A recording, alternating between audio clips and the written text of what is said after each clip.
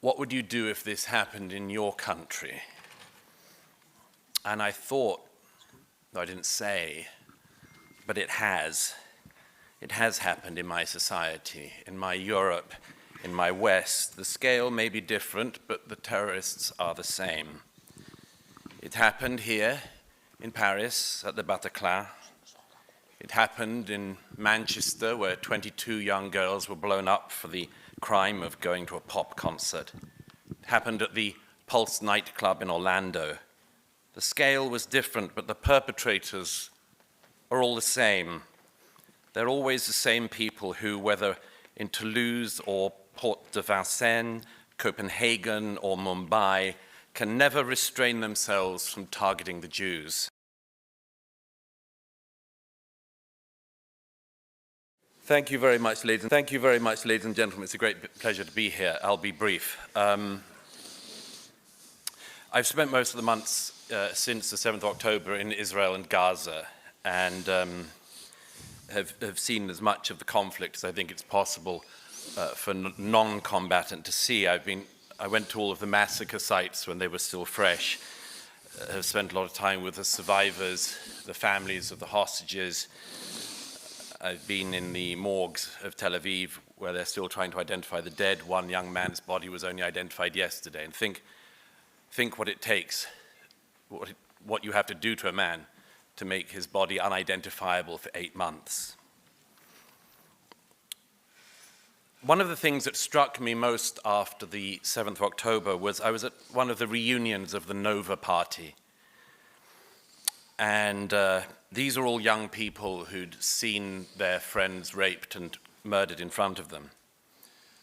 One young man, a survivor, showed me footage from his phone, and it included footage of a young friend of his who didn't make it into his car and was lynched by a mob immediately afterwards.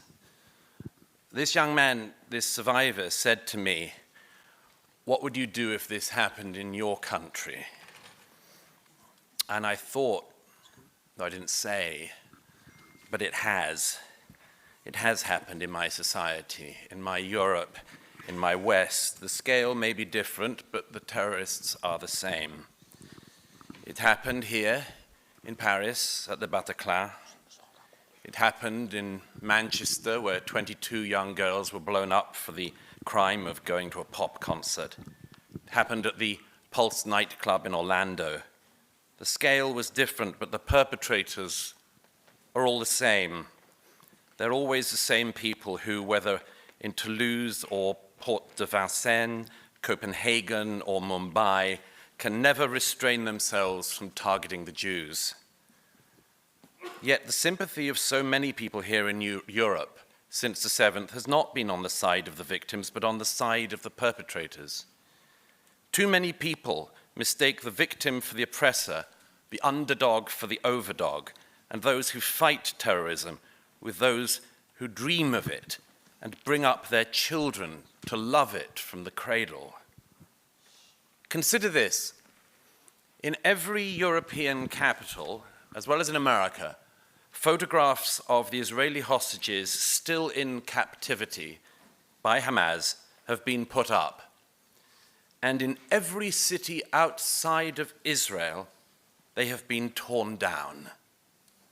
Think about that for a moment. If someone in London or Paris loses their dog, they will put up a poster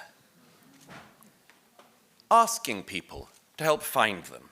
And if even one person in our society went around tearing down such a poster, we would ask what had happened in our society.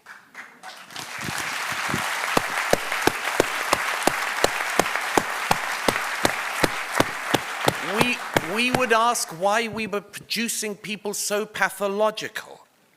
We would want to find the person and punish them. Yet when the missing are Jewish children, or Jewish women, or Jewish men, because there's no crime in being a man either, these posters are torn down. One of the relatives of the Bibas children held in captivity told me recently that he saw posters of his one-year-old relative torn down in the centre of Dublin. One other consideration. We have all for years heard the feminists issue a call on male sexual violence against women. Believe all women. But where was the solidarity? Where was the sympathy or even belief when the women were Jews? Bravo. Bravo. The belief evaporates. And I won't even go into the psychopathology and suicidalism of Queers for Palestine, who are a branch of Turkeys for Christmas.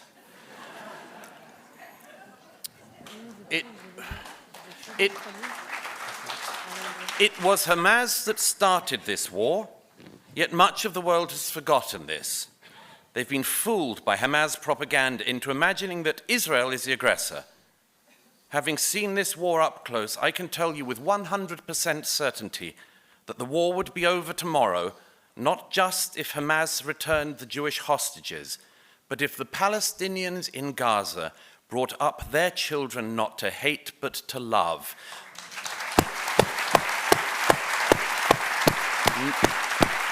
Not to aspire to a cult of death, but to join Israel in a belief in life. Not to believe in destroying a state, but to put their energies into building one. Now, each era has its anti-Semitism. Anti-Semitism is famously a shape-shifting virus. Sometimes in the past, people hated Jews for their religion. Then you couldn't hate people for their religion, so people hated the Jews for their race. Then when you weren't allowed to hate people for their race anymore, you could hate the Jews for having and defending a state. This is the eternal challenge for the Jewish people. Gregor von Retzori, among others, showed us this. It's their challenge to be hated for being poor and for being rich. For being integrated and for not integrating.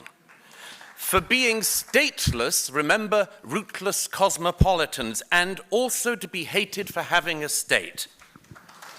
But this is not only a challenge for the Jews, it's a challenge for all of us. As Vasily Grossman wrote in the dead center of his masterpiece, Life and Fate, and I quote, "Anti-Semitism is always a means rather than an end.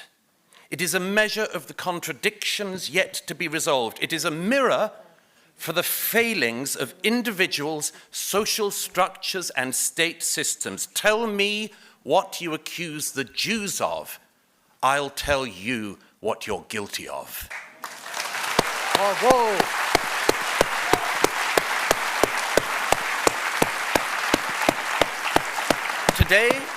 Today in Europe, this ancient hatred can come from the left and the right. We have to be alert to it and stand up to it whichever direction it comes from. Because among much else, everybody knows that anti-Semitism is an early warning sign. When a society starts to indulge in this lurid, paranoid fantasy, every other hatred comes next. We in Europe have a special debt to history and memory, and a special debt to the Jews. And not just because of what they suffered on our continent, but because of the richness of culture, learning, and faith that Jews have brought to our civilization. I say this at my most frank and deepest, at the deepest theological and philosophical levels. Our civilization could not exist without the Jewish people. But I want to end with one piece of good news. While much of Europe and the West, from the left, from the right, from the religious to the atheists, are indulging in this ancient hatred, Israel is showing another way. It's showing how Arab, Jew, Druze, Muslim, Christians, and others can live together and fight together. In recent months, In recent months, I've met heroic Muslim doctors on the front line, heroic Druze fighters, among many others in Israel. As one brave young Druze fighter said to me recently, I think Hamas hate us even more than they hate the Jews. Israel knows what it is fighting for, and it knows that it's fighting not just for its survival, but the survival of all of us. When Israel is attacked, it stands up for itself. When Israelis are most barbarously assaulted, they don't fidget and wonder what to do, they fight. Because, and I'll finish on this, whether in Spain in the 15th century, Europe in the 20th century, or the Arab world for many centuries, the situation of the Jews has always been at its most perilous when Jews are prominent and weak. Since a lack of prominence does not seem possible to the Jewish people, thank God. That leaves only one option, prominent and strong. And it should be not only Israel that follows that model, but us too, prominent, strong, united, and resolute.